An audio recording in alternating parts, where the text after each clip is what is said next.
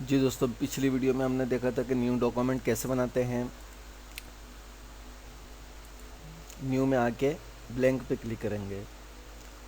Open ہے، open کے اندر recent document, اس کا مطلب ہے ریسنٹ ڈاکومنٹ میں آئیں گے تو یہاں یہ کچھ ڈاکومنٹ آ رہے ہیں، تو اس کا مطلب ہے کہ یہ وہ ڈاکومنٹ ہیں جو ہم نے اس سے پہلے استعمال کرے تھے، جو لاسٹ ٹائم کھولے تھے، جو لاسٹ ٹائم جس ڈاکومنٹ میں ہم کام کریں گے وہ یہاں ریسنٹ ڈاکومنٹ میں آ رہا ہوتا ہے۔ ون ڈرائیو، اگر ہم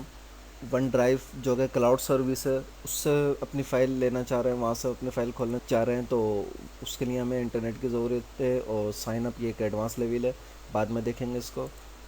کمپیوٹر، ہم یہاں پہ کمپیوٹر میں آئیں گے، اور جہاں کمپیوٹر میں ڈیسک ٹاپ پہ آ کے یا براؤز میں آ کے جہاں سے ہمیں فائل کھولنی ہوگی وہاں سے ہم فائل کھولیں گے، یہ بھی بعد میں کور کریں گے۔ ابھی میں اس کا آپ کو